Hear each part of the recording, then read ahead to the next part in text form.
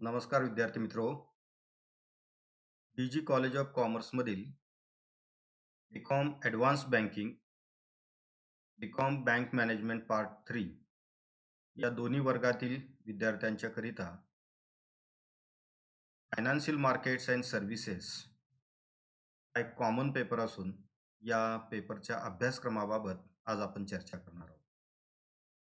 ज्या विद्यार्थ्यांनी BCom part 3 semester 5 करिता ॲडव्हान्स बँकिंग हे स्पेशलायझेशन निवडलेलं आहे, किंबहुना त्यामध्ये प्रवेश घेऊ इच्छितात, अशा विद्यार्थ्यांच्याकरिता त्याचबरोबर बीकॉम बँक मॅनेजमेंट सेमिस्टर 5 करिता दोन विषय हे कॉमन विषय आहेत, ज्यामध्ये फायनान्शियल मार्केट्स अँड सर्व्हिसेस आणि दुसरा जो पेपर आहे तो म्हणजे recent trends in banking and technology.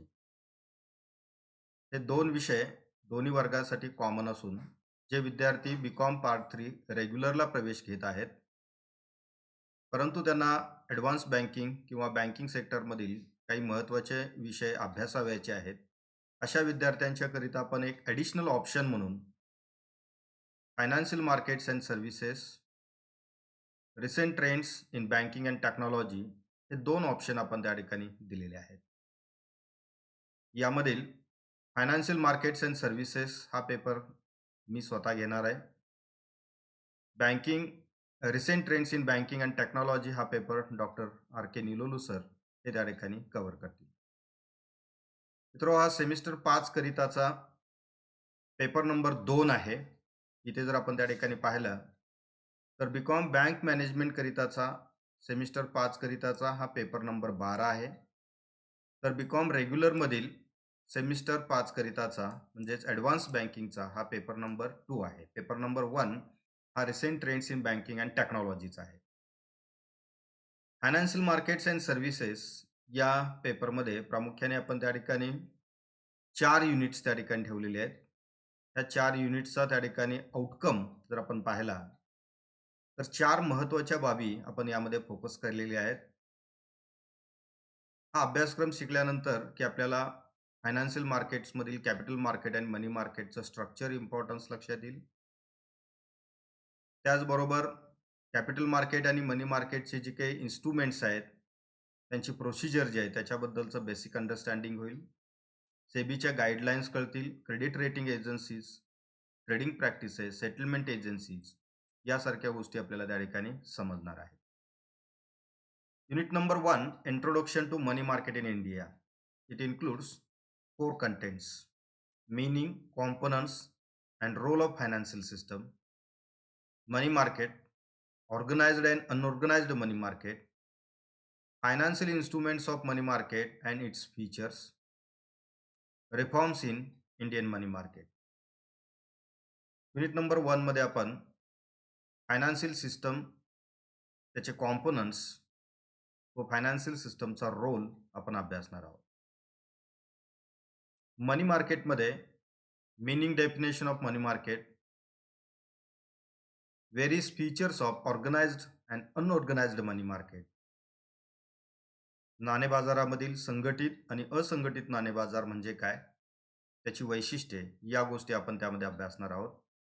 Content number 3 मध्ये financial instruments of money market and its features. Money मार्केटमधील वेगवेगळे जे इन्स्ट्रुमेंट्स आहेत, जसे की treasury bills, commercial papers, certificates of deposits, bill of exchange यासारखे अनेक वेगवेगळे जे इन्स्ट्रुमेंट्स आहेत, की ज्यामध्ये classical instruments and hybrid instruments या दोन्ही इन्स्ट्रुमेंटचा आपण त्यामध्ये अभ्यास करणार आहोत. 4th कंटेंट आहे reforms in Indian money market. Indian money मार्केटमध्ये झालेल्या अलीकडच्या कालावधीतल्या महत्त्वाच्या ज्या सुधारणा आहेत, या सुधारणा आपण introduction to money market in India या युनिटमध्ये आपण अभ्यासणार आहोत. युनिट नंबर 2 हे टोटली कॅपिटल मार्केटवरती डिपेंड आहे. त्यामध्ये structure of capital market, primary capital market and secondary capital market and their functioning, types and features of shares, शेअर्सचे वेगवेगळे प्रकार, आणि त्याचे फीचर्स ते आपण पाहणार आहोत, की ज्यामध्ये इक्विटी, प्रेफरन्स शेअर्स, त्याचबरोबर डिफरन्शियल वोटिंग राईट्स असणारे शेअर्स यासारखे वेगवेगळे शेअरचे प्रकार आपण अभ्यासणार आहोत. डिबेंचरचे टाईप्स अभ्यासणार आहोत आणि त्याचबरोबर बॉन्ड्सचे टाईप देखील अभ्यासणार आहोत. थर्ड कंटेंट आहे credit rating agencies, functions of credit rating agencies, important credit rating agencies in India. भारतातल्या काही महत्त्वाच्या ज्या क्रेडिट रेटिंग एजन्सीज आहेत त्या कोणत्या आहेत आणि त्यांचे महत्त्वाचे फीचर्स, त्याचबरोबर त्यांचे रेटिंग सिम्बल्स आपण पाहणार आहोत. कंटेंट 4 मध्ये regulatory and development role of SEBI. सेबीचा कॅपिटल मार्केटमधील जो रेग्युलेटरी रोल आहे, डेव्हलपमेंटल रोल जो आहे तो आपण त्या ठिकाणी पाहणार आहोत. थर्ड युनिट आहे प्रायमरी इश्यू मार्केट.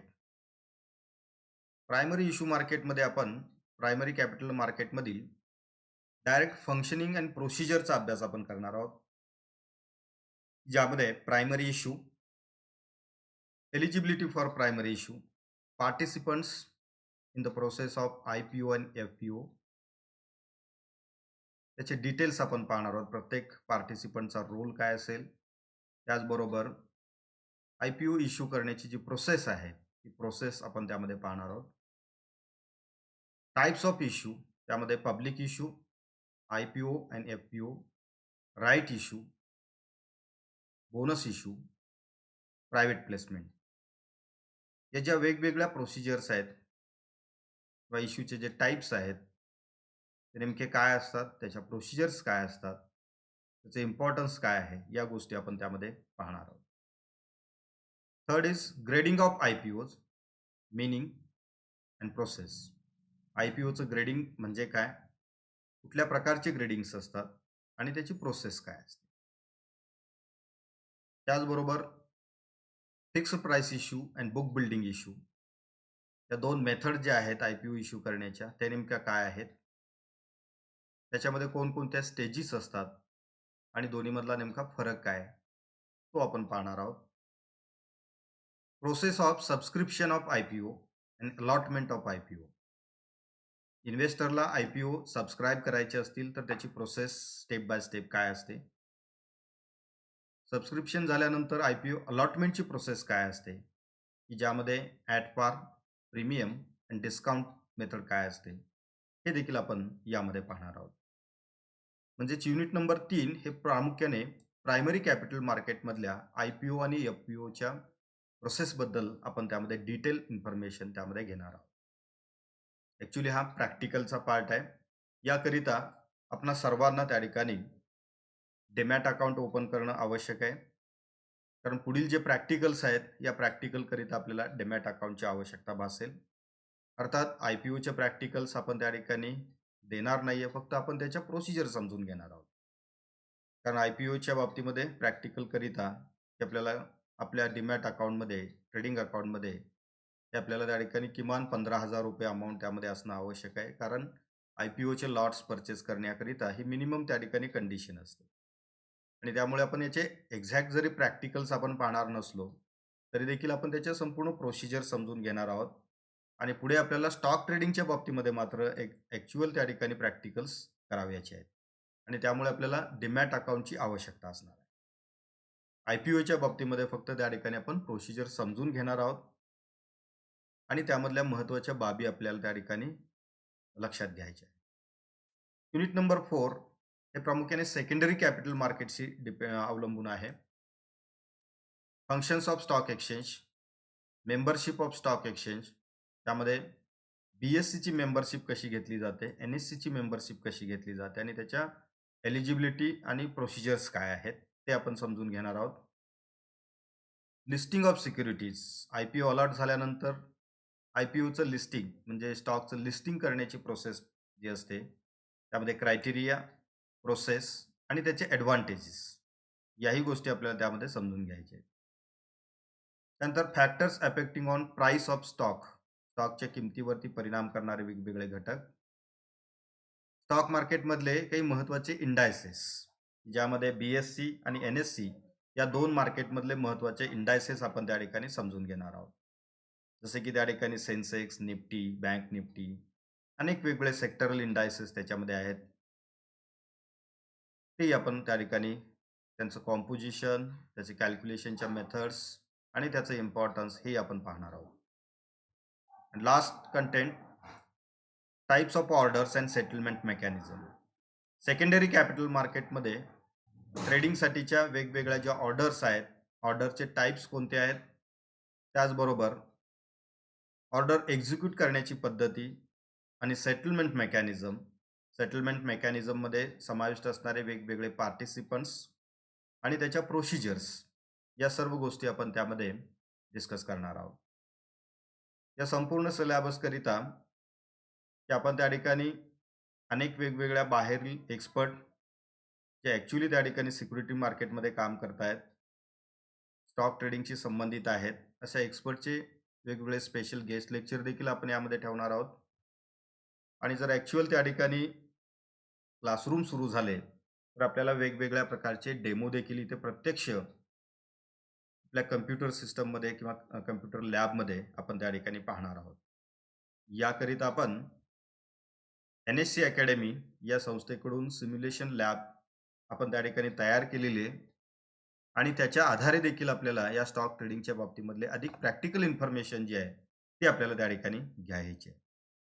यामध्ये जर आपण सर्वसाधारण पाहिलं तर या 4 युनिटमध्ये मनी मार्केट, कॅपिटल मार्केट, यामध्ये कॅपिटल मार्केटमधील स्पेशली प्रायमरी कॅपिटल मार्केट आणि सेकंडरी कॅपिटल मार्केट या 2 गोष्टीचा तपशीलवार अभ्यास आपण त्या ठिकाणी करणार आहोत. अशा पद्धतीने आपण या सेमिस्टर 5 करिताचा फायनान्शियल मार्केट्स अँड सर्व्हिसेस हा जो पेपर आहे तो पेपर आपण अभ्यासणार आहोत. यामध्ये की आपण वेगवेगळ्या युनिटला व्हिजिट देखील करण्याचं नियोजन केलेलं आहे. सिच्युएशननुसार आपण याबाबतचा निर्णय घेणार आहोत. प्रतिवर्षी आपण त्या ठिकाणी BSc, NSC किंवा NISM, reserve bank of India यासारख्या इन्स्टिट्यूटला व्हिजिट करत असतो.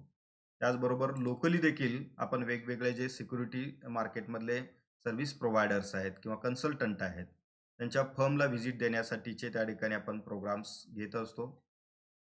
अशा प्रकारचे प्रोग्राम जर सिच्युएशन जर उपलब्ध झाली तशी तर याही वर्षी आपण त्या ठिकाणी घेणार आहोत. परंतु या पेपरला अभ्यास करणाऱ्या विद्यार्थ्यांच्यासाठी एक सर्वांना एक कॉमन सूचना अशी आहे की आपण किमान कोणत्या ना कोणत्या एखादी डिपॉझिटरी पार्टिसिपंटकडे, ब्रोकरकडे, ते आपलं डिमॅट अकाउंट जे आहे ते डिमॅट अकाउंट आपण ओपन करून घेणं आवश्यक आहे. कारण या सगळ्या प्रॅक्टिकल प्रोसिजर्स आपल्याला समजून घ्यायच्या असतील तर त्या ठिकाणी आपल्याकडे डिमॅट अकाउंट असणं आवश्यक आहे. मी आपल्याला सांगेन की अनेक वेगवेगळ्या ब्रोकर जे आहेत किंवा डिपॉझिटरी पार्टिसिपंट जे आहेत की ते फ्री ऑफ कॉस्ट डिमॅट अकाउंटची सुविधा उपलब्ध करून देत आहेत. तर अशा कोणत्याही एखाद्या ब्रोकरकडे की आपलं डिमॅट अकाउंट ओपन करून घेण्याची प्रोसेस ही आपण 1 महिन्याच्या कालावधीमध्ये ती पूर्ण करून घेणं हे या कोर्ससाठी, या पर्टिक्युलर पेपरसाठी हे आवश्यक असणार आहे. अर्थात यासाठी अनेक वेगवेगळी नावं सांगता येतील. अर्थात तो ऑप्शन तुमच्याकडे राहील. तुम्हाला ज्या ब्रोकरकडे कमीत कमी किमतीमध्ये किंवा कमीत कमी खर्चामध्ये डिमॅट अकाउंटची सुविधा उपलब्ध होईल, त्या ब्रोकरकडे ते आपण त्या ठिकाणी अकाउंट ओपन करू शकता. काही ब्रोकर्स त्या ठिकाणी अगदी ₹100, ₹200 मध्ये अकाउंटची सुविधा देतात. काही जण फ्री ऑफ कॉस्ट त्या ठिकाणी देत आहेत. तर त्याच्या वेगवेगळ्या टर्म्स अँड कंडिशन्स असतात आणि त्या आपण समजून घ्या आणि त्या पद्धतीने आपण आपलं डिमॅट अकाउंट हे ओपन करून घेण्याची प्रोसेस सुरू करा. नेक्स्ट लेक्चर पासून आपण ॲक्च्युअल या पेपरचा जो अभ्यासक्रम आहे त्याच्यामधील युनिट नंबर 1 की ज्यामध्ये meaning, components and role of financial system या कंटेंटला आपण सुरुवात करणार. धन्यवाद.